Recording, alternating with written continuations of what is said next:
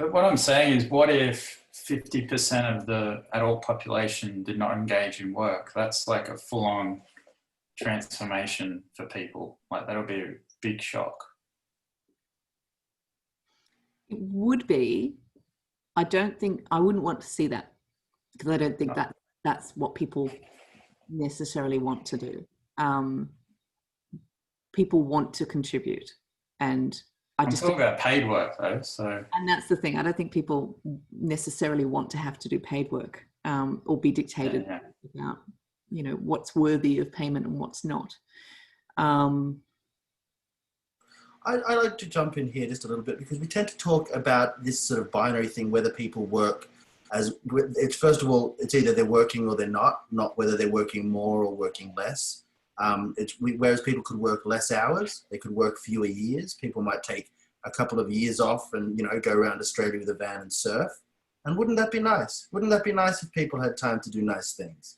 Why are we so panicked about the idea that someone somewhere is having a nice time and not earning it? I don't think we live in a fantastically rich society, and do we want people to be working because when they don't want to be? Can we survive on the output of the people who are happy and want to be productive and want to be doing that job, and let people who want to go off and write bad poetry and do stuff, is that the worst thing for society? I don't mean to put words in your mouth, but I don't know if the Greens has a philosophical position on this, but I think it's worth asking. I think in terms of, there's a bunch of things going on here. So, fundamentally, as Greens, we have principles that we believe that a vast majority of work in our society at the moment just isn't paid. We also believe that the value ascribed to certain jobs does not accord with actually, their social worth. But I think one of the big things that's missing from a very conservative economic debate is the loss in leisure time.